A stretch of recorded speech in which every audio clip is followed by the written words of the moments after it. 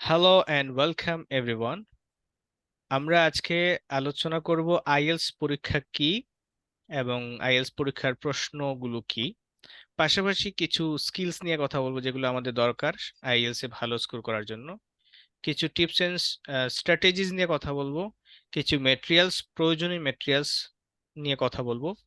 আর topic wise কোনো class আজকে হচ্ছে না, আমরা জাস্ট ওভারঅল একটা আলোচনা করব। ওকে। আইএলস পরীক্ষাটা হচ্ছে আইএলস এর পূর্ণরূপ হচ্ছে international English language testing system. এই পরীক্ষাটায় ইংরেজি ভাষার দক্ষতাটা যাচাই করা হয় একজন ক্যান্ডিডেটের। এখন যে কোনো ভাষার দক্ষতা যাচাই করার জন্য মূলত চারটা বিষয় দেখতে হয়। সেটা হচ্ছে listening, reading, writing and speaking. আমরা ইংরেজি ভাষার যাচাই করার টেস্ট বলতে বেশিরভাগ মানুষ কিংবা আহ, সব মানুষেরই প্রথম চিন্তা যেটা মাথায় আসে সেটা হচ্ছে আইএলস।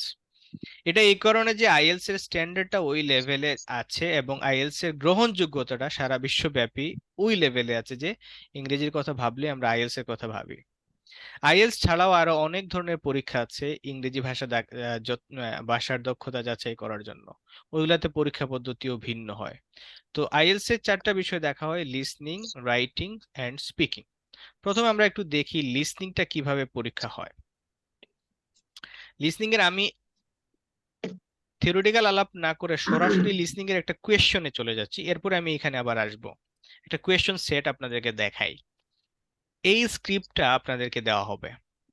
এখানে আপনি দেখতে পাচ্ছেন পার্ট 1, কোয়েশ্চনস 1 to 10, এইভাবে চারটা পার্ট আছে। এই চারটা পার্টের মধ্যে প্রত্যেকটাতে 10টা করে কোয়েশ্চন আছে এবং প্রত্যেকটা পার্ট আলাদা আলাদা কোয়েশ্চন টাইপ আছে। তো আমরা যদি পার্ট 1 দেখি তাহলে আপনারা একটু দেখেন, এখানে একটা ফর্ম আছে। আমরা মনে করেন আপনি আইএলটিএস গাইডে, আমরা আপনার এখনো ফর্ম ফিল আপ করাইনি। আইএলটিএস গাইডে ভর্তি হইতে হলে আপনাকে কি করতে হবে, সেটা যে একটা ফর্ম ফিল আপ করতে হবে। সো এখানে দেখেন সাউথ সিটি সাইক্লিং ক্লাব, এখানে মেম্বার হওয়ার জন্য একটা ফর্ম ফিল আপ করতে হবে। এই ফর্ম ফিল আপে বিভিন্ন ধরনের ইনফরমেশন আছে, কিছু ইনফরমেশন মিসিং আছে। এই মিসিং ইনফরমেশনটা একটা স্ক্রিপ্ট প্লে করা হবে, মানে একটা অডিও রেকর্ডিং প্লে করা হবে এবং সেখানে বলে যাবে, এইখানে যে তথ্য আছে সেগুলোও বলবে, এখানে যে মিসিং তথ্য আছে সেটাও বলবে। আপনি খেয়াল করে শুনবেন, মিসিং তথ্যটা বলার সময় আপনি শুনে আপনার কাছে যেটা সঠিক মনে হবে সেটা এখানে দিবেন।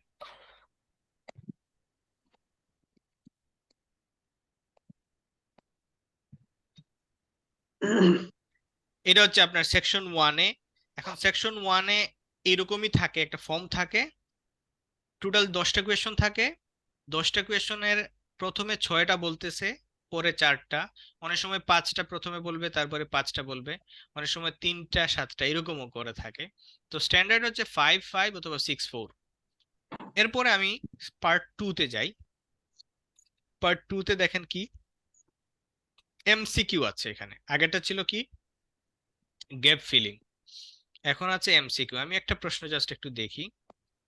বলছে যে how much time for volunteering does the company allow per employee. 3টা অপশন আছে, ওরা বলবে এই 3টার কথা এবং আপনি হচ্ছে এখানে যেটা শুনবেন, যেটা সঠিক মনে হবে সেটা কারেক্ট দিবেন।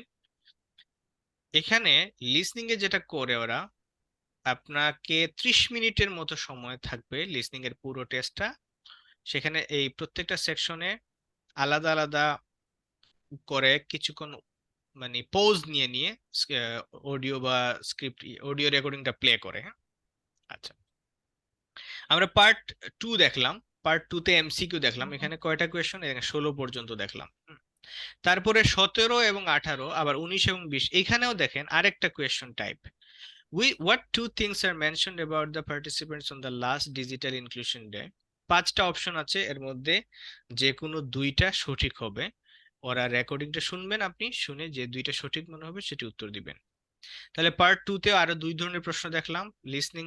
পার্ট 1-এ আমরা একটা গ্যাপ ফিলিং দেখলাম, 3 ধরনের কোয়েশ্চন পেলাম। আচ্ছা, সেকশন 3-তে আসি। সেকশন 3-তে আবারও দেখা যাচ্ছে এমসিকিউ। এমন হতে পারে এমসিকিউ দুইবার আসবে।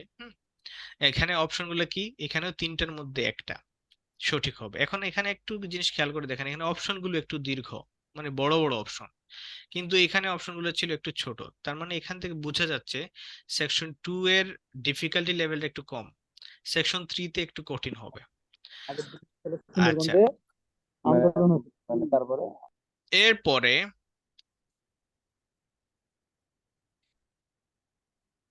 আজকে সবাই একটু প্রবলেম হবে, পরে আপনাদের ইয়ে হয়ে যাবে। ওকে, আমি লেখাটাও বড় করে দিচ্ছি। আপনাদের যদি ফোন হয় ওটা হচ্ছে স্ক্রিনটা বড় করে রাখেন, তাহলে ছোট লেখাটাও বুঝতে পারবেন। আর ল্যাপটপ হইলে তো আর বুঝবেন। এখন তাহলে এখানে দেখেন 25 পর্যন্ত এমসিকিউ, এরপরে 26 থেকে 30 এখানে আরো কয়েকটা প্রশ্ন টাইপ আছে, সেটা কি আমরা একটু দেখি। What comments do the speakers make about each of the following aspects of Grass's previous presentation? আচ্ছা, তাহলে এখানে কি আছে, এ থেকে যে জি পর্যন্ত 7টা কমেন্ট আছে। হ্যাঁ, এই 7টা কমেন্টে তার প্রেজেন্টেশনের স্ট্রাকচার নিয়ে সে কি বলছে, এখানে এটা কি কনক্লুশনটা ঠিক আছে কিনা, ল্যাগড, আই কন্টাক্ট নিয়ে কি বললো, বডি ল্যাঙ্গুয়েজ নিয়ে কি বললো, এইভাবে কয়টা বিষয় আছে, 5টা বিষয় আছে। 5টা বিষয়, এখানে তার কমেন্টটা কি, এটা নিয়ে প্রত্যেকটা নিয়ে আলাদা আলাদা কথা বলবে, আপনি শুনবেন, শুনে উত্তর দিবেন। আমি আজকে প্রশ্নের উত্তর কিভাবে দিবেন সেটা নিয়ে কথা বলবো না, শুধু আহ শুধু আপনারা হচ্ছে উম, কি করবেন, থ্যাংক ইউ। ওকে, শুধু প্রশ্নগুলো দেখে যান যে প্রশ্ন কেমন হয়। তাহলে আমি এই পর্যন্ত কয় ধরনের প্রশ্ন পাচ্ছি, এমসিকিউ 2 ধরনের পেয়েছি, আর এখানে হচ্ছে আরেকটা কোয়েশ্চেন টাইপ, এখানে ইনফরমেশন ম্যাচিং এটাকে বলতে পারি, আর এর আগে ছিল গ্যাপ ফিলিং।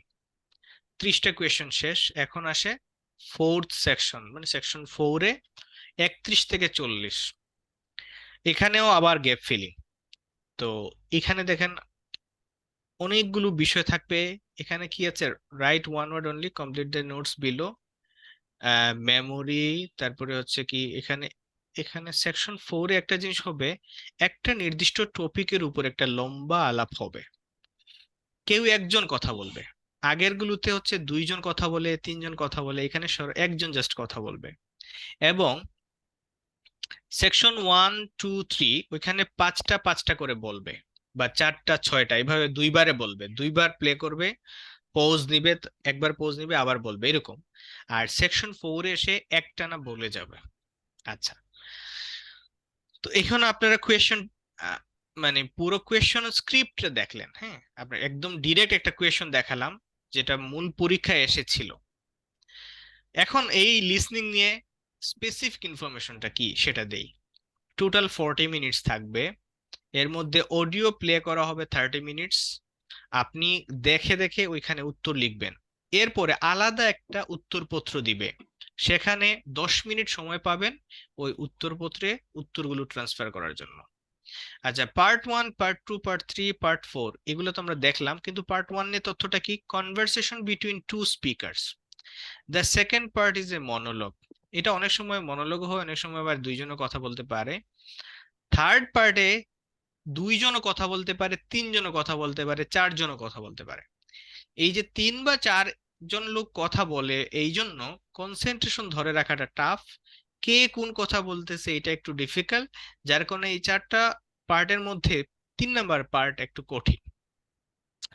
স্বাভাবিক সেন্সে মনে হতে পারে প্রথম পার্ট কঠিন, থেকে দ্বিতীয় পার্ট একটু কঠিন, তৃতীয় পার্ট আরেকটু কঠিন, চতুর্থ পার্ট আরেকটু কঠিন, বাট প্র্যাকটিক্যালি আমরা দেখেছি যে সবচেয়ে কঠিন হচ্ছে পার্ট 3, আর সবচেয়ে সহজ হচ্ছে পার্ট 1, তারপরে পার্ট 2, তারপরে পার্ট 4। এখন আমরা যে দেখলাম কোয়েশ্চন টাইপ গুলো, এর মধ্যে এখানে যেগুলো দেখলাম এর বাইরেও কিছু কোয়েশ্চন টাইপ আছে। এখানে আমরা কোয়েশ্চন, এই ফাইলটা আপনাদেরকে দিয়ে দিব, আপনারা প্রিন্ট করেও রাখতে পারেন, আবার আপনারা পিডিএফ পড়তে পারেন। এখানে এই যে কোয়েশ্চন টাইপ গুলো আছে, note completion, form completion, table completion, এগুলো সবগুলো প্র্যাকটিস করবেন আপনারা। সামারি কমপ্লিশন, মাল্টিপল চয়েস এটা তো পেলাম, ম্যাচিং পেলাম, প্ল্যান, ম্যাপ, ডায়াগ্রাম, লেবেলিং এগুলো আমরা পাইনি, পাবো। ফ্লো চার্ট কমপ্লিশন, তারপর short answer completion, short answer question. এখানে আমরা তাহলে কি করব, আমরা হচ্ছে এই যে কোয়েশ্চন টাইপ আছে, প্রত্যেকটা কোয়েশ্চন টাইপের আলাদা আলাদা ভাবে উত্তর কিভাবে করতে হয়, প্রত্যেকটা খুঁটিনাটি ব্যাপার নিয়ে আলোচনা করব। আপনারা কেন ক্লাস করবেন আমি বলি, আপনি নিজে যখন একটা প্রশ্ন মানে উত্তর করবেন, আপনার হাতে কিন্তু কোনো ইনফরমেশন নাই, আপনি আসলে কোনটা কিভাবে বলতেছে, কোন জায়গায় গিয়ে ওরা কথাটা একটু মানে পেঁচাইতেছে, ট্র্যাপ তৈরি করতেছে, এগুলো হচ্ছে আপনি হয়তো বা অত বেশি জানেন না। আমরা বলে দিব যে আপনি এই প্রশ্নের উত্তর করার সময় এই বিষয়গুলো খেয়াল রাখবেন, যার কারণে আপনি যেই লেভেলেরই আপনি ল্যাঙ্গুয়েজ জানেন না কেন, ধরেন আপনি যদি নিজে নিজে করেন, আপনি যদি 5 পান আইএলস, আমরা আমাদের দেখানো পথে করলে 7 পাবেন। এটাই হচ্ছে জাস্ট কোচিং এর বা মানে ইনস্ট্রাকশন নেওয়ার লাভ। তো আমরা কি করব, লিসনিং এ আমাদের প্ল্যান হচ্ছে আপনারা এখানে কোয়েশ্চন টাইপ গুলো নিয়ে আলোচনা করব এবং দেখিয়ে দিব কি কি করতে হবে। পাশাপাশি ইংরেজিতে ভালো হওয়ার জন্য বা ওভারঅল লিসনিং এবিলিটি ভালো করার জন্য কি কি করণীয় সেটা নিয়ে আমাদের আলোচনা থাকবে। তাহলে আমরা লিসনিং নিয়ে মোটামুটি একটা ব্রিফিং দিলাম। এখন লিসনিং নিয়ে যদি আপনাদের কোনো প্রশ্ন থাকে, উইদাউট এনি হেজিটেশন করতে পারেন।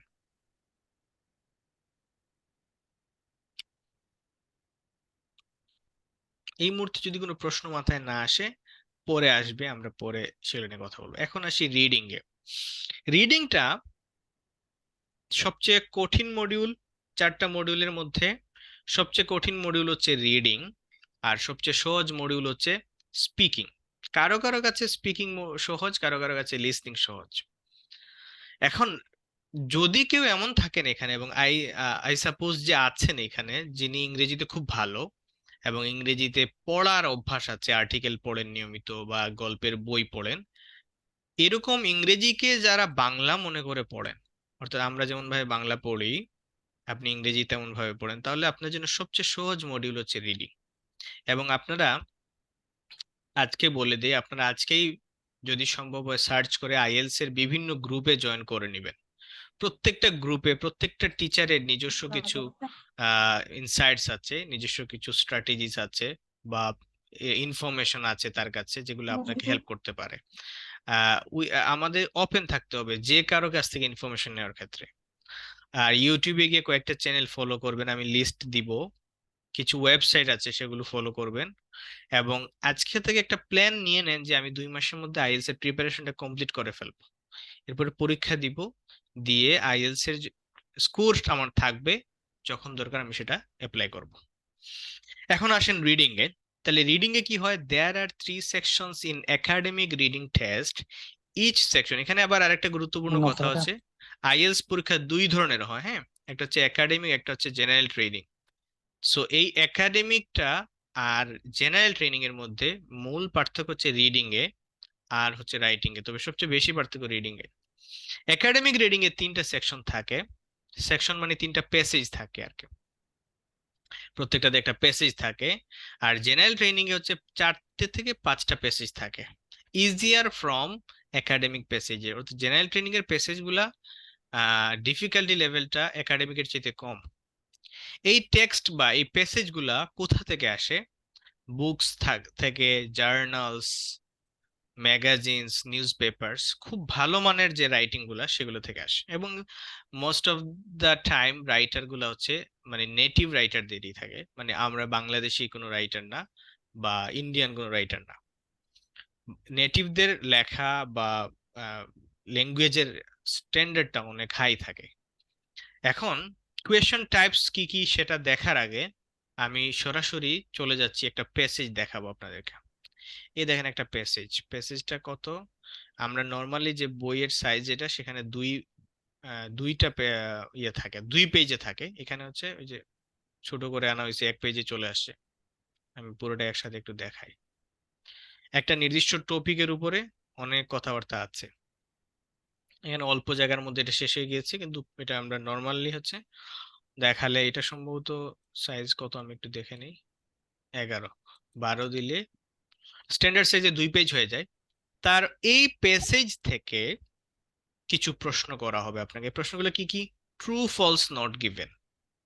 আমরা এসএসসি এবং এইচএসসি লেভেলে সিন আনসিন ছিল, সিন আনসিনে ট্রু ফলস ছিল, নট গিভেন অপশন ছিল না, এখানে নট গিভেন আছে। আর আমরাও এখানে ফলস হলে ট্রু কি সেটা বলতে হতো, এখানে এটা বলতে হবে না। তাহলে একটা কোয়েশ্চেন পেলাম, এইখানে কিছু তথ্য থাকবে যে 1 থেকে 5 পর্যন্ত। এই তথ্যগুলো ট্রু নাকি ফলস, নাকি এই নিয়ে কোনো কথাই হয় নাই, তিনটা অপশন আছে, যে কোনো একটা আমরা উত্তর করব। তাহলে একটা টাইপের কোয়েশ্চেন পেলাম। আর কি কি আছে? এখানেও গ্যাপ ফিলিং আছে। সবচেয়ে বেশি কোয়েশ্চেন থাকে ফিল ইন দ্য গ্যাপস। তাহলে দুই ধরনের কোয়েশ্চেন পেলাম। একটা প্যাসেজ, একটা প্যাসেজে 13টা কোয়েশ্চেন থাকে। দুই আর আর একটা প্যাসেজে 14টা থাকে, দুইটাতে 13 13 26, আর লাস্টেটাতে 14। তারপরে দেখেন আরেকটা প্যাসেজ 14 থেকে 26। আমরা কোয়েশ্চন টাইপ গুলো দেখি একটু। এটাও গ্যাপ ফিলিং, তার মানে গ্যাপ ফিলিং কয়েকবার আসতে পারে। লিসনিং এও আমরা তেমনটা দেখেছি, গ্যাপ ফিলিং 2বার আসতে পারে, 3বার আসতে পারে।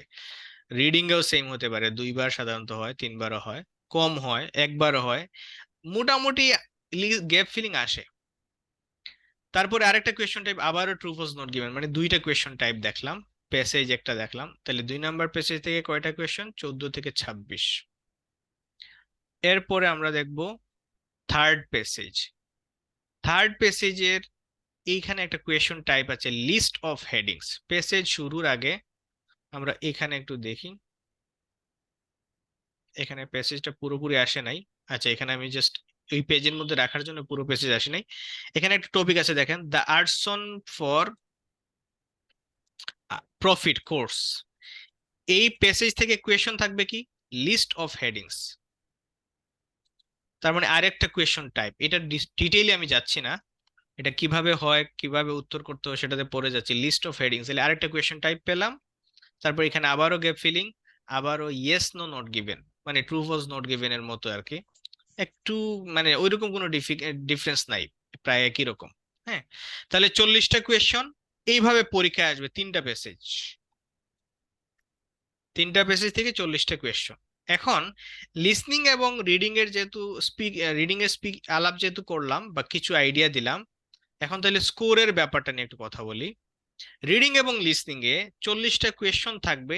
এই 40টার 40টাই অনেকে কারেক্ট করে ফেলতে পারে। যদি কেউ এরকম থাকেন আল্লাহর বান্দা, তাহলে সে পাবে 9। লিসনিং এবং রিডিং এ প্রায় সেম, 37 38। তাই আমি একটু এটাও বলে দিই, 39 40 9, 37 38। আমি যেটাতে হাইয়েস্ট যেটা সেটা ধরি, বা মিনিমাম যেটা সেটা ধরি, 37টা কারেক্ট করলে আপনি পাবেন 8.5। ভাঙতি কোনো স্কোর নাই, মানে হয় সোজা না হলে অর্ধেক। 35 যদি কারেক্ট করেন তাহলে 8। 33 কারেক্ট করলে 7.5। আর 30 যদি কারেক্ট করেন 7। সরি, লিসনিং এবং রিডিং এর ক্ষেত্রে এইরকমই সিস্টেম, জাস্ট লিসনিং এ হচ্ছে 32টা কারেক্ট করলেও 7.5। এখন আপনারা যারা নিজেরা মনে করেন যে আমি ইংরেজি মোটামুটি ভালো পারি, বা একটা সেন্টেন্স বা একটা প্যাসেজ ইজিলি পড়ে মিনিং তুলতে পারি খুব ইজিলি, মানে বুঝি, আপনারা রিডিং এ মিনিমাম 8 টার্গেট করবেন, মিনিমাম। আর হচ্ছে হাইয়েস্ট 9 পর্যন্ত যেতে পারেন, তবে চেষ্টা করব যেন 7-এর নিচে না যায়। 7 একটা স্ট্যান্ডার্ড স্কোর, ইউনিভার্সালি খুবই ভালো একটা স্কোর। বিশ্বের বিভিন্ন দেশে যে স্কোর গুলো দেখা হয় আর কি, ইউকে তে শুধু 5.5 এখন যাওয়া যাচ্ছে ফাউন্ডেশনে। সাধারণত 6 থেকে উপরে শুরু করে, 6, 6.5, 7 এইগুলাই দরকার। এগুলো হইলে আপনি দেশের বাইরে যেতে পারবেন বা যে কোনো দেশে যেতে পারবেন।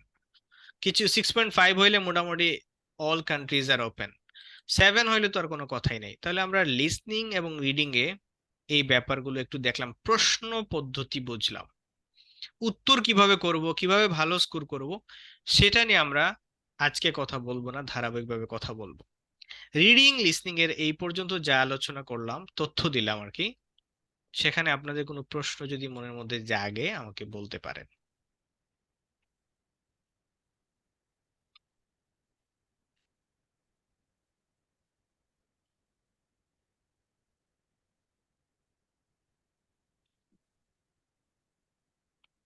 এটা রিডিং এর ছিল। একটা প্রশ্ন আসছে, খুবই সুন্দর একটা প্রশ্ন। ফেইল কততে? হ্যাঁ, আচ্ছা, ফেইলের চিন্তা করে লাভ নাই, আইএলস এ ফেইল নাই। আইএলস এ আপনি যা পাবেন তা। হুম, সাধারণত হচ্ছে 10টা যদি কারেক্ট করে ফেলতে পারেন আপনি 4 পাবেন। 10টা কারেক্ট করা যায় একেবারে। যারা 10টা কারেক্ট করতে পারবে না তারা অন্তত আইএলস পরীক্ষায় যাবে না। হুম, অনেক সময় তারও কম হয়, 3.5 হয়। ধরেন 7টা কারেক্ট করলে মনে হয় 3.5। ফেল বলতে কিছু নাই, আপনার হচ্ছে সবই পাস। কিন্তু আইএলস এর হিসাবটা এরকম যে কোন ইউনিভার্সিটি যেতে কত স্কোর লাগে, দেশও না বিষয়, এখানে বিষয় হচ্ছে ইউনিভার্সিটি। দেখা যাচ্ছে এইটা আর কি, ধরেন ডেনমার্কের এই প্রত্যেকটা ইউনিভার্সিটিতে ব্যাচেলরে 6 চায় মিনিমাম, আর হচ্ছে মাস্টার্সে 6.5 চায়। তো যার কারণে ফেইল বিষয় না, বিষয় হচ্ছে ইউনিভার্সিটিতে স্কোর কত চায়। আর টিচিং করতে হলে আমি ব্যক্তিগতভাবে মনে করি, যদি আপনি ধরেন একজন স্টুডেন্টের ফুল রেসপন্সিবিলিটি আপনার উপরে নেই, মানে আপনার কাছে আসে যে আইএলস এর প্রিপারেশনের জন্য, তাহলে অ্যাটলিস্ট আপনার 7 স্কোর থাকলে ভালো। 6.5 হইলেও চলে, কারণ এখানে আপনারা যতদিন যাবে বুঝতে পারবেন যেখানে ইনস্ট্রাকশন গুলা হচ্ছে অত কঠিন কিছু না ইনস্ট্রাকশন দেওয়া। তবে ইংরেজি শেখানোর জন্য আপনাকে ভালো ইংরেজি জানা থাকা লাগবে। হ্যাঁ, রিডিং এন্ড লিসনিং এ আনসার গুলা প্যারাফ্রেজ করা থাকে, ওইগুলা বুঝতে অনেক বেগ পেতে হয়। উম হ্যাঁ, নিজে পড়ে উত্তর দিতে হবে। আচ্ছা, ওই যে প্যারাফ্রেজ করা থাকে কথাটা সঠিক, এবং সেটা কিভাবে উত্তর করব, কিভাবে বুঝবো, কিভাবে আমার কাঙ্ক্ষিত স্কোর পাবো, সেটা নিয়ে আমরা বিস্তারিত আলাপ হবে। আপনাদের যার যার ইংরেজির যে লেভেলে আছেন সেখান থেকে কিভাবে সর্বোচ্চ স্কোরটা বের করে নিয়ে আসা যায়, সেটা নিয়ে আমাদের স্টাডি, আমাদের প্রচেষ্টা। আমি আবারও একটু আশ্বস্ত করি, আমি কোনো ধরনের গাফলতি পাবেন না।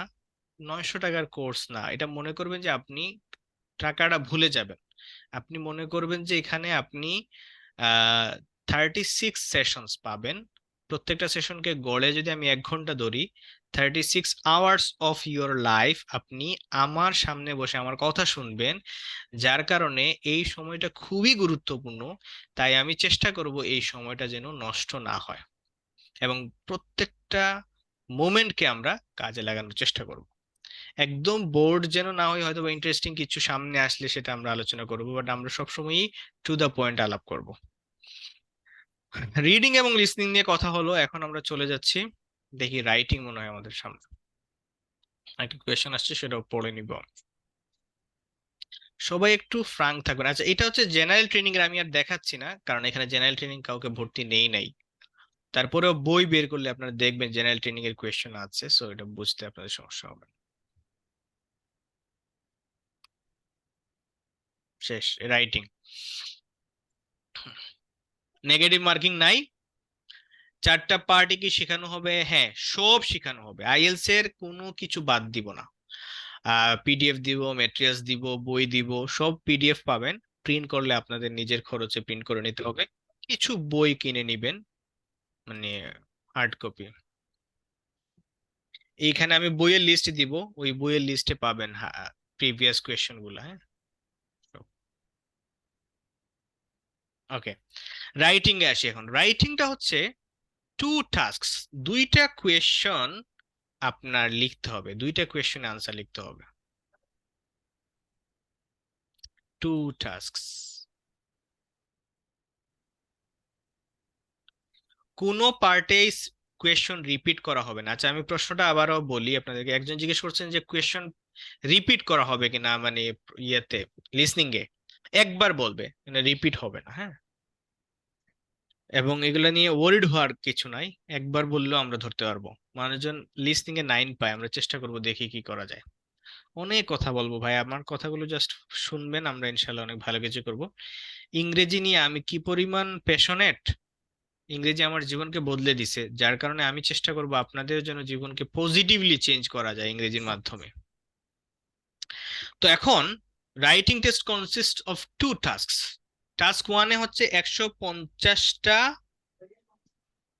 ওয়ার্ড দিয়ে একটা কোয়েশ্চেনের আনসার লিখতে হবে। সেটা কি থাকে?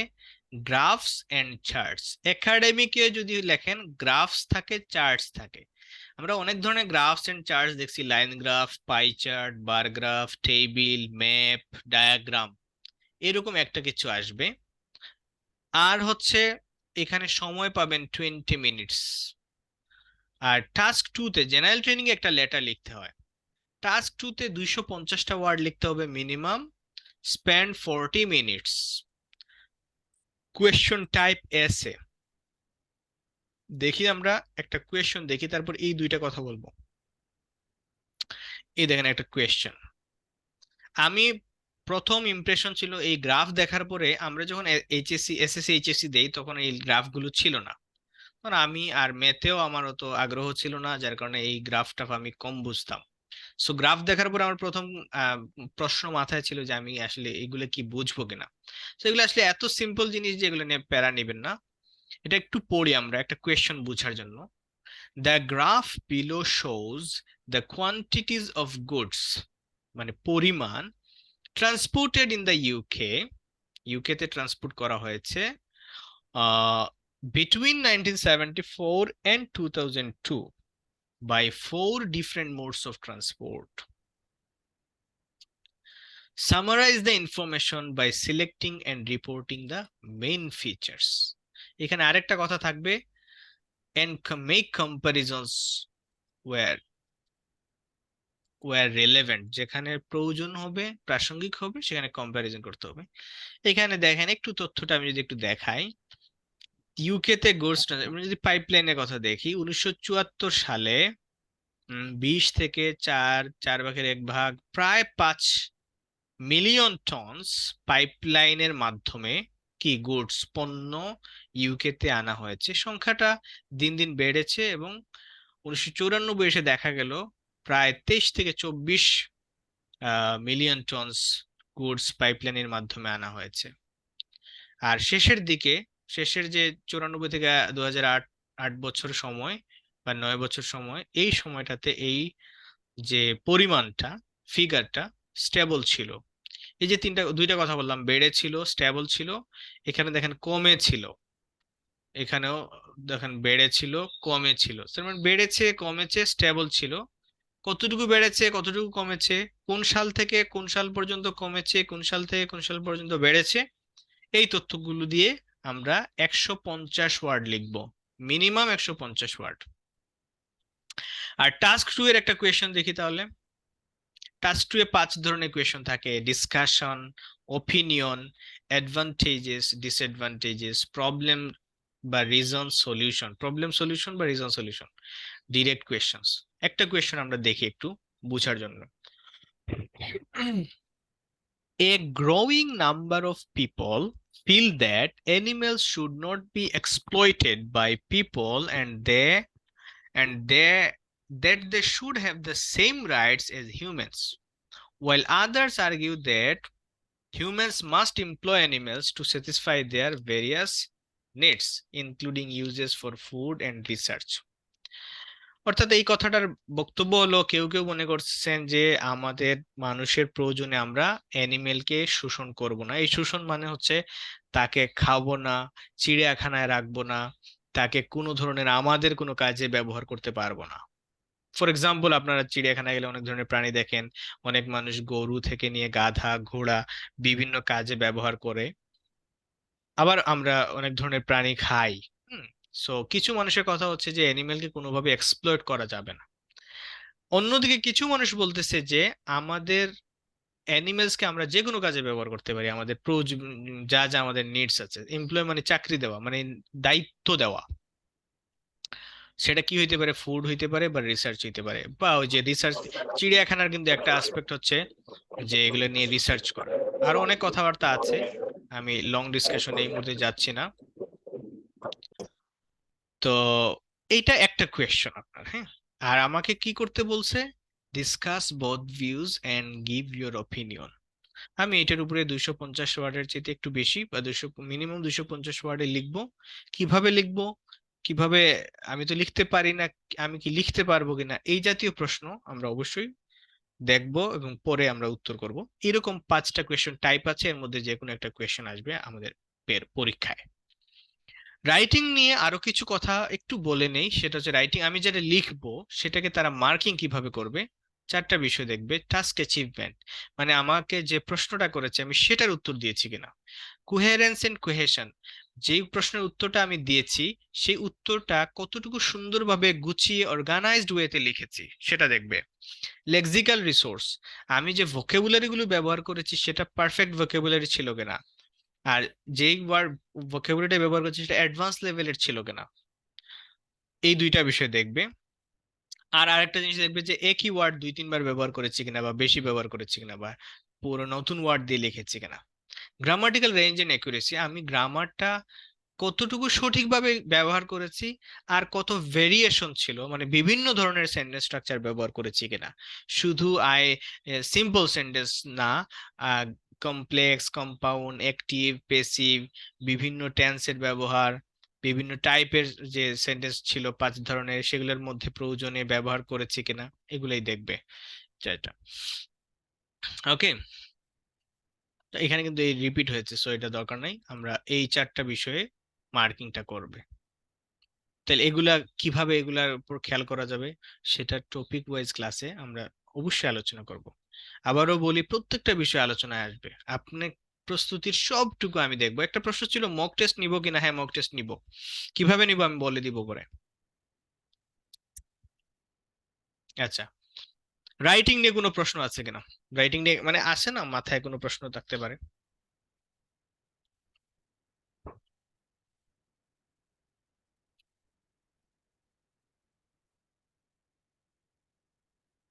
রাইটিং মোটামুটি তাহলে একটু আইডিয়া পেয়েছি, আর বাদ বাকি কিভাবে লিখবো সেটা তো আমরা পরে আলোচনা করব। এখন আমরা চলে যাচ্ছি হচ্ছে স্পিকিং এ। স্পিকিং হচ্ছে সবচেয়ে জরুরি বিষয়, বিকজ আপনি যদি রাইটিং এ ভালো হন, এটা আপনাকে এমবেসি ফেস করতে হেল্প করবে না। আপনি যদি রাইটিং এ ভালো হন, আপনাকে ইমিগ্রেশনে এটা আপনাকে হেল্প করবে না। ইমিগ্রেশন, ইন্টারভিউ, এমবেসি, মানে এমবেসি ইন্টারভিউ, ইউনিভার্সিটি ইন্টারভিউ, আর অনেক কিছু আছে। প্র্যাকটিক্যাল লাইফে ইমপ্রেশন তৈরি করা, ভালো টিচার হওয়া, ভালো চাকরি পাওয়া, এই সকল ক্ষেত্রে আইএলটিএস এ স্পিকিং খুবই, আইএলটিএস স্পিকিং না সরি, ইংলিশে স্পিকিং ভালো হওয়া খুবই জরুরি। এজন্য এটাতে এক্সট্রা ফোকাস দিবেন।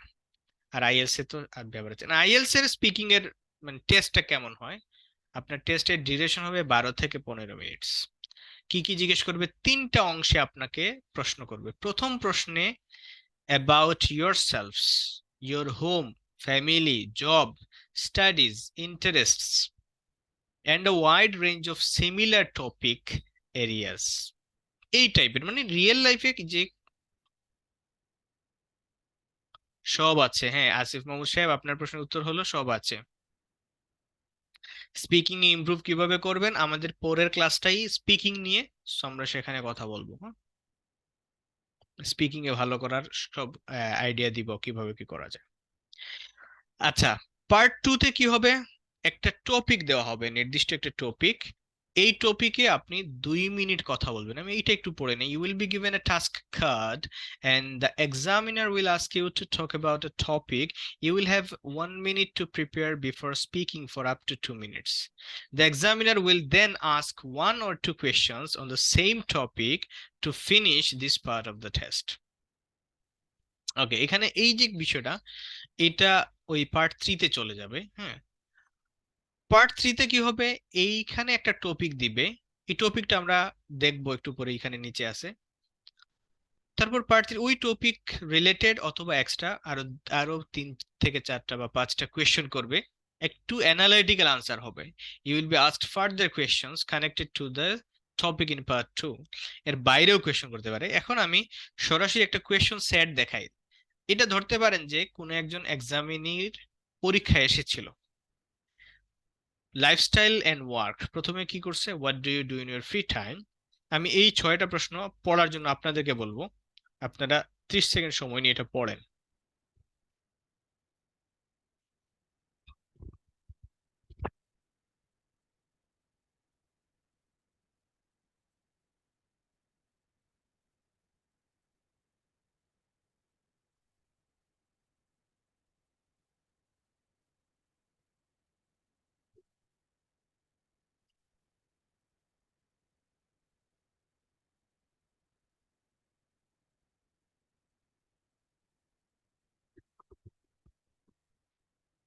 ওকে, আমি মনে করি আপনারা পড়েছেন এবং একটা আইডিয়া পেয়েছেন পার্ট ওয়ানে কি কি প্রশ্ন আসতে পারে।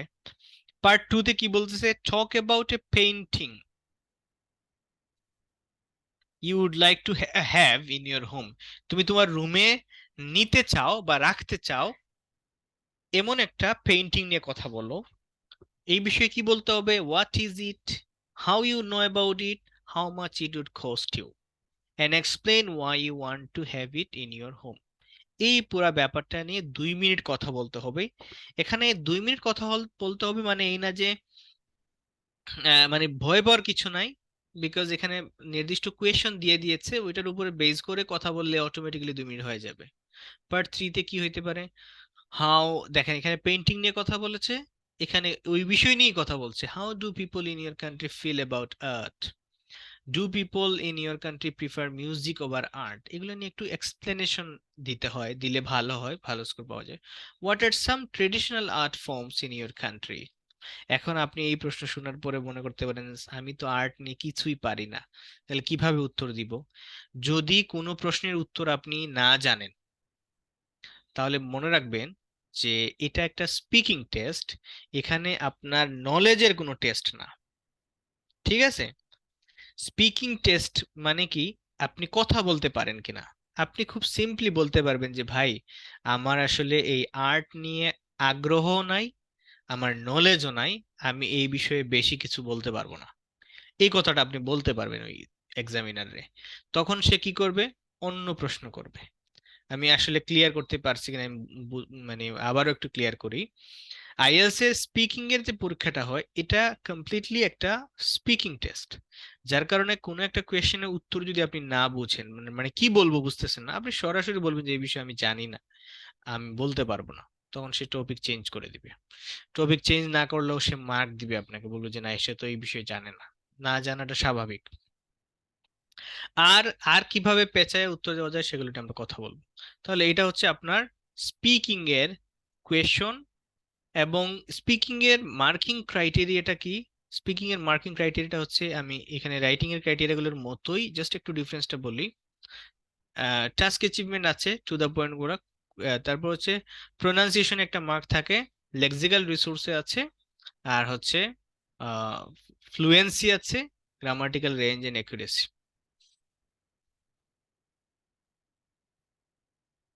ঠিক আছে।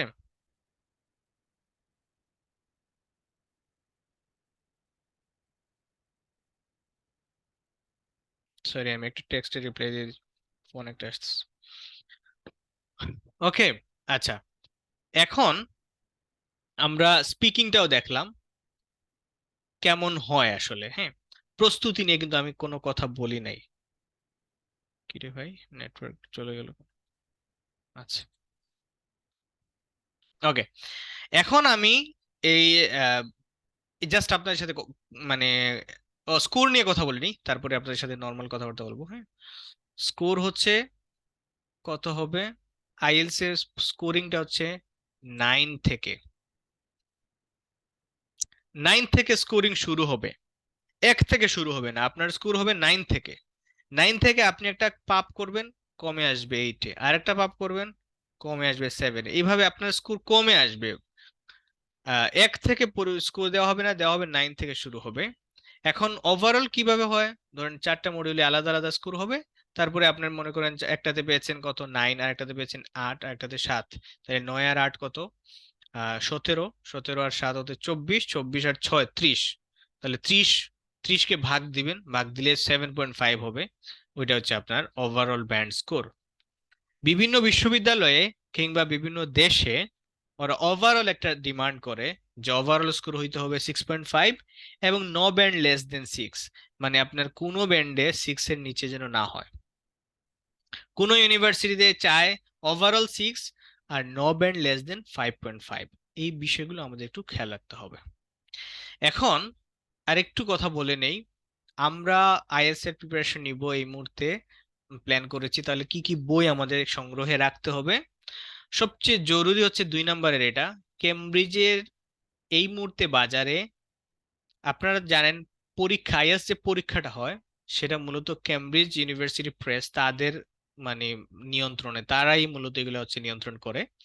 দুইটা অথরিটি বা দুইটা প্রতিষ্ঠান আছে যারা এই পরীক্ষাটা পরীক্ষাটা নেয়, কন্ডাক্ট করে পরীক্ষাটা। সেটা হচ্ছে, একটা হচ্ছে ব্রিটিশ কাউন্সিল, আর একটা হচ্ছে আইডিপি। আরেকটা প্রতিষ্ঠান আছে সেটা বাংলাদেশে নাই, অন্যান্য অন্য দেশগুলোতে আছে। তো এরা এখন পর্যন্ত, আমার হাতে একটা বই দেখাই, এইরকম একটা বই দেখেন, কেমব্রিজ, এটা 16 একাডেমিক। এরা এখন পর্যন্ত এরকম 19টি বই বের করেছে। এই বইগুলোতে প্রিভিয়াস ইয়ার্সে কোয়েশ্চন যেগুলো ছিল, এখান থেকে কিছু কোয়েশ্চন তুলছে। প্রত্যেকটা বইয়ে 4টা করে কোয়েশ্চন থাকে, রিডিং, লিসনিং, রাইটিং, স্পিকিং এর। আমরা কি করব, এক থেকে বই কেনার দরকার নাই, কারণ যেহেতু এক থেকে, যেটা 1 নাম্বার বইটা অনেক পুরনো, এবং এর মধ্যে পরীক্ষা পদ্ধতিতে কিছু পরিবর্তন আসছে, প্রশ্ন পদ্ধতিতে কিছু পরিবর্তন আসছে, যার কারণে আগের বই আমাদের পড়ার দরকার নাই। আমরা পড়বো হচ্ছে 10 থেকে 19 পর্যন্ত, বা 11 থেকে 19 পর্যন্ত। কেউ কেউ আরো কমও কিনতে পারেন, তবে আমি সাজেস্ট করবো, যেহেতু এই বইগুলোর দাম খুবই কম, আপনার যদি নীল খেতে যান আপনার কাছে চাইবে 100 টাকা, কিন্তু এটা বই 30 টাকা বা 35 টাকা দিয়ে আপনি কিনতে পারবেন। সো একটু দামাদামি করে, একটা বই 30 টাকা, তাহলে 11টা 10টা বই কত হবে, 300 টাকা। কেমব্রিজ অফিসিয়াল গাইড এটা 70 থেকে 80 টাকা বা 100 টাকাও নিতে পারে। রাসেল মিচেল রাইটিং গাইড একটা ছোট বই আছে, এটা রাইটিং এর জন্য খুবই ভালো, মানে আমার কাছে বেস্ট বই মনে হচ্ছে, এটা কিনে নিবেন। আর মার্কার্স স্পিকিং লেটেস্ট বুক, মানে এরা প্রতিনিয়তই বই বের করে, এই বইগুলো একটু কিনে নিবেন। এগুলা বেশি লাগবে না, এটাতে 60 টাকা, এটা 60 টাকা, 120। এখানে মনে করেন যদি 10টা হয়, 10 থেকে 19, 10টা 30, 300, 420 হলো। আর এটা 80 টাকা, 500 টাকার বই লাগবে আপনাদের। এখন বই, প্রিন্টেড বই কিনলে ভালো, পিডিএফ আমরা দিব আপনাদেরকে, সো পিডিএফও দেখতে পারেন। আর এখানে সবগুলো পরীক্ষা, লিসনিং, রাইটিং, রিডিং এবং সবগুলোরই প্রস্তুতি নেওয়ার জন্য এই বইগুলো আমাদের দরকার। এর বেশি আসলে বই লাগবে না, তবে কারো আগ্রহ থাকলে এক্সট্রা আরো বই কিনতে পারেন। সাইমনের একটা রাইটিং আছে, এই রাসেল মিচেলের রাইটিং এর আরো কিছু বই আছে। আমি ব্যক্তিগতভাবে বলবো, আপাতত আপনারা নেক্সট ক্লাসের আগে এই বইগুলো কালেক্ট করেন। আমাদের নেক্সট ক্লাসের আগে আমি সময় দিব, বইগুলো কালেক্ট করে ফুল রেডি হয়ে পরের ক্লাসটাতে জয়েন করেন, তাইলে আপনার ক্লাস করতে ভালো লাগবে। একটা প্রশ্ন আসছে সম্ভবত, দেখি।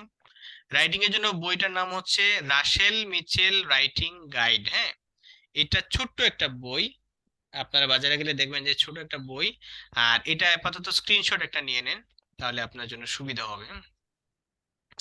রাসেল মিচেল, সম্ভবত ALL, আমি নট শিওর। তাহলে এটা বই আমরা দেখলাম। এখন আসেন, আইএলস এ আসলে ভালো করার জন্য কি দরকার, skills needed for getting a good score in IELTS. খুবই সিম্পল কথা, understanding the meaning of a new sentence. New sentence মানে একটা সেন্টেন্স আপনি আগে দেখেন না, এখন আপনাকে দেখালাম, আপনি সেটা মিনিং বুঝে গেলেন। And writing English sentences correctly, আপনার মাথায় একটা আইডিয়া আছে, সেটা ইংরেজিতে প্রকাশ করতে পারছেন কারেক্টলি, এই দুইটা জিনিসই দরকার। এখানে যে যত ভালো আইএলস সে তত ভালো করবে। এর সাথে দরকার স্ট্র্যাটেজিজ, স্ট্র্যাটেজিজ নিয়ে আমরা আলোচনা করব। এই দুইটা কাজে দক্ষ হওয়ার জন্য বা ভালো জানার জন্য দরকার আপনাকে ভোকাবুলারি পর্যাপ্ত, আর কিছু রিকোয়ার্ড গ্রামার, সব গ্রামার না, প্রয়োজনীয় কিছু গ্রামার, 5টা টপিক আছে ধরেন, বা গ্রামারের একদম বস হওয়া দরকার নাই, দৈনন্দিন জীবনে প্রয়োজন এরকম কয়েকটা টপিক আছে সেটা। এখন আমরা আসলে এই কোর্সে কি আপনাদেরকে ইংরেজি শেখাবো না, সেটা আপনি জানেন যে আমি ইংরেজি শিখাবো না, তবে বাংলা থেকে ইংরেজি বাক্য গঠন করতে গিয়ে আমাদের অনেকেরই সমস্যা হয়। আমরা যারা ইংরেজিতে নিজেদেরকে ভালো মনে করি তাদেরও সমস্যা হয়, এবং অনেক সময় আমরা একটা ইংলিশ কিছু একটা প্যারাগ্রাফ বা একটা আর্টিকেল বা একটা নির্দিষ্ট বিষয় নিয়ে কিছু 10টা সেন্টেন্স লেখার পরে আমরা নিজেরা কিছুটা কনফিউজড হয়ে যাই যে আমি সঠিক লিখলাম কিনা নাকি ভুল লিখলাম। তাদের জন্য আমি বলি, আমরা ট্রান্সলেশনের 2টা ক্লাস নিব, যেখানে বাংলা বড় বড় সেন্টেন্স, দীর্ঘ সেন্টেন্স, কঠিন সেন্টেন্স কিভাবে সঠিকভাবে অনুবাদ করা যায় সেটা আমরা শিখাবো। ভোকাবুলারি নিয়ে একটা কনফিউশন সবার আছে, সবাই ভোকাবুলারির জন্য বই কিনতে চায়। তো এটা একটা খুবই মারাত্মক লেভেলের ভুল ধারণা। নির্দিষ্ট ভোকাবুলারির বই থেকে ভোকাবুলারি শেখা যায় না, এটা ব্যর্থ প্রক্রিয়া, প্রচেষ্টা। আমাদেরকে কি করতে হবে, আমরা আইএলটিএস প্রিপারেশনের জন্য যে সকল বই, ক্যামব্রিজের যে বইগুলো কিনবো, সেই বইগুলো পড়ার সময় আননোন ভোকাবুলারি গুলা নোট করব, নোট করে সেন্টেন্সের সাথে মিলিয়ে অনুবাদটা করে নিব। এতে আমার সেন্টেন্সটাও মিনিং বুঝবো, পাশাপাশি ভোকাবুলারি যেটা শিখবো সেটা আমার মাথায় থাকবে, কারণ আমি কনটেক্সট অনুযায়ী ভোকাবুলারি শিখতেছি। উইদাউট এনি কনটেক্সট, হ্যাঁ, আমরা যখন কোনো একটা ভোকাবুলারির বই থেকে ভোকাবুলারি শিখি, তখন ওটা মুখস্থ করি। অনেকে আছে মুখস্থ করার এবিলিটি অনেক ভালো, যার কারণে সে অনেক কষ্ট করে ভোকাবুলারি শিখেও ফেলে, কিন্তু পরে সে এগুলো কোথায় ব্যবহার করবে সেটা বোঝে না, মানে পারে না। যার কারণে ওইভাবে ভোকাবুলারি না শেখার অনুরোধ থাকলো। যেটা করবেন সেটা হচ্ছে বই পড়বেন, আর্টিকেল পড়বেন, যে কোনো একটা লেখা পড়বেন। লেখা পড়তে পড়তে ওই নির্দিষ্ট একটা বিষয় নিয়ে আপনার অনেক জানাশোনাও হইলো, আর ওইখান থেকে প্রয়োজনীয় ওয়ার্ড গুলো আপনি শিখলেন, নোট করলেন, এবং পরবর্তীতে ওই ওয়ার্ড গুলো আসলে আপনি ইজিলি মনে করতে পারবেন ওইটা আপনি কোথায় শিখেছিলেন, এবং তখন অর্থটাও আপনার ইজিলি মনে থেকে যাবে। এখন আমাদের প্রস্তুতিতে আমরা তো অবশ্যই ক্লাস করাবো, কিন্তু আপনার আইএলটিএস এর পূর্ণাঙ্গ প্রিপারেশনের জন্য কি কি দরকার, আর কি কি দরকার, আপনি প্রচুর ইউটিউব চ্যানেলস আছে সেগুলো ফলো করেন। এর আর একটা নেগেটিভ সাইডস আছে, আমি বলি। ইউটিউব চ্যানেলস এর ক্ষেত্রে ট্রাস্ট করার জন্য আপনি E2 IELTS নামে একটা চ্যানেল আছে, এটা আমার ফেভারিট চ্যানেল। স্পিকিং এর জন্য আইএলটিএস স্পিকিং সাকসেস কিতের,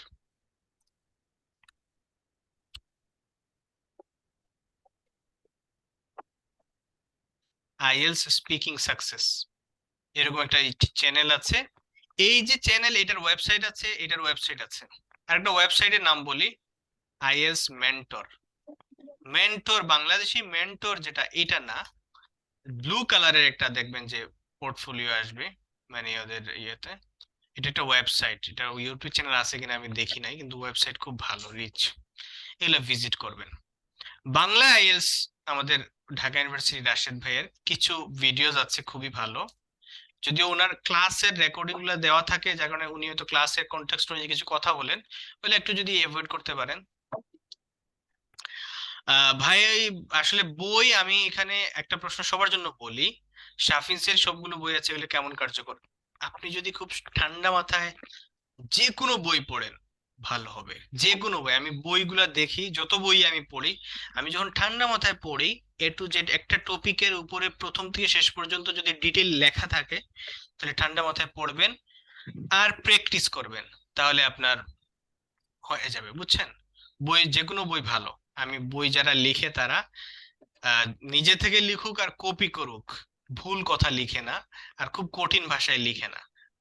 আপনার পড়বেন বই, যে কোনোটা পড়বেন, এগুলো আপাতত ফলো করেন। আপনি যখন আইএস ইউটিউবে অনেক চ্যানেল ফলো করবেন, তখন আপনার সাজেশনেও আরো অনেক চ্যানেল আসবে।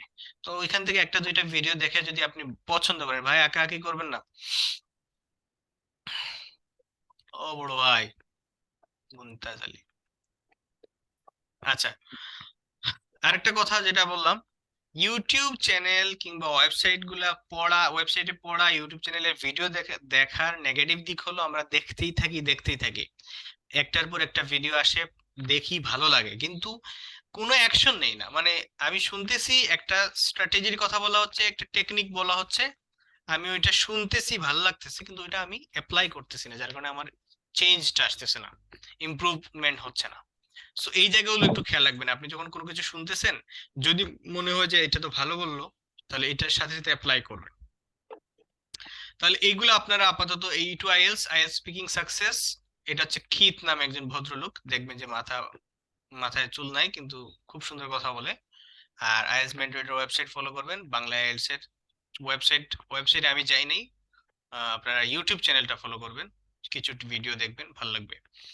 আহ, আর হচ্ছে এই মুহূর্তে আর কোনো কথা আমি বলবো না, এখন আপনাদের সাথে শুনবো আপনাদের প্রশ্ন উত্তর। আমি রেকর্ডিং এখানে অফ করে দিচ্ছি, বাদ বাকি হচ্ছে আমরা এখন আপনাদের মন খুলে আপনার প্রশ্ন করেন। সবাইকে ধন্যবাদ।